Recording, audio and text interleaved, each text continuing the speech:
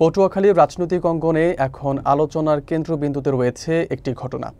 পৌর শ্রমিক দলের কার্যক্রম বন্ধ থাকা অবস্থায় একটি আঞ্চলিক কার্যালয় উদ্বোধনকে ঘিরে চলছে ব্যাপক বিতর্ক। এই ঘটনায় স্থানীয় বিএনপি ও শ্রমিক দলের একাংশের পাশাপাশি আওয়ামী লীগের কিছু নেতাকর্মীর সম্পৃক্ততা নিয়ে উঠেছে প্রশ্ন। বিস্তারিত থাকছে মঞ্জুর মোর্শেদ তুহিনের তথ্যচিত্রে। পটুয়াখালী পৌরসভার ১ নম্বর ওয়ার্ডের টাউন জৈনকাঠি এলাকায় গত শনিবার শ্রমিক দলের একটি আঞ্চলিক কার্যালয় উদ্বোধন করা হয়েছে।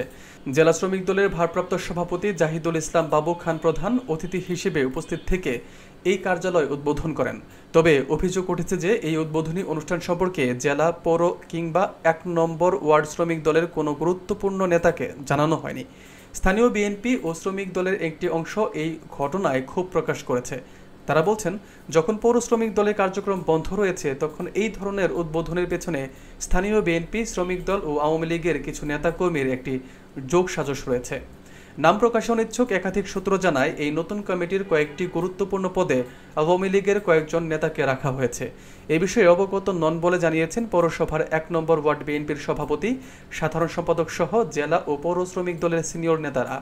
তারা এই ঘটনায় তীব্র নিন্দা ও ক্ষোভ প্রকাশ করেছেন এবং এটিকে দলের শৃঙ্খলা বিরোধী কাজ হিসেবে আখ্যায়িত করেছেন। এই কার্যালয় উদ্বোধনকে কেন্দ্র করে পটুয়াখালী জেলার রাজনৈতিক মহলে আলোচনা ও বিতর্ক বৃদ্ধি পাচ্ছে। আওয়ামী লীগ ফ্যাসিস্ট সরকারের কিছু গুন্ডাপান্ডা বাহিনী আমাদের ধাওয়া দেশে লড়াইছে, জেল জুলুম নির্যাতন ভোগ করছি। সেই ফ্যাসিস্ট নিয়ে একটা আঞ্চলিক অফিস হচ্ছে। কারা বা আমাদের দলের কোন লোক আমাকে তো ইনভলভ করবে, আমাকে তো জানায় নাই, আমার সভাপতিকে জানায় নাই, আমার পৌর বিএনপির সভাপতিকে জানায় নাই, আমার পৌর বিএনপির সেক্রেটারিকে জানানো হয় নাই, জেলা বিএনপির সভাপতি সেক্রেটারি কিছুই জানায় না। কিন্তু আমাদের দলের লোক আওয়ামী লীগকে পুনর্বাসন, ফ্যাসিস্টবাদীকে পুনর্বাসন করার জন্য পায়তারা করছে। এই অঞ্চলে যে একটা পৌর শ্রমিক দলের আঞ্চলিক কার্যালয় উদ্বোধন হচ্ছে, এটা আসলে আমরা কেউ জানি না। নম্বর ওয়ার্ডের কসাইপট্টি নামে বিখ্যাত একটা অঞ্চল, যেখানে আসলে মাদকের খুব রমরমা ব্যবসা চলে।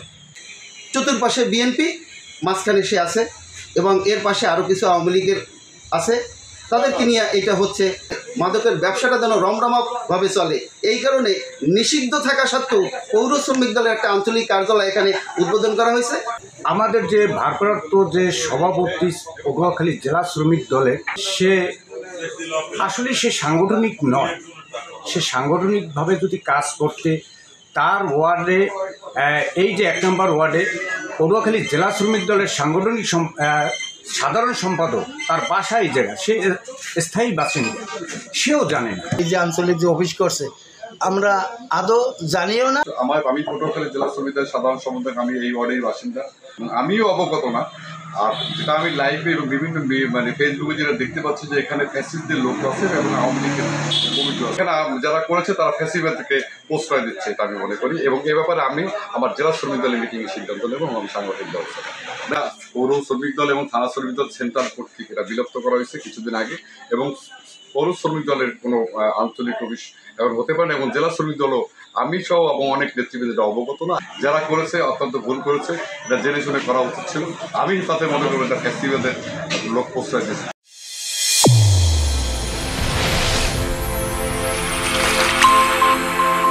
চ্যানেল A1 হৃদয়ের স্পন্দন।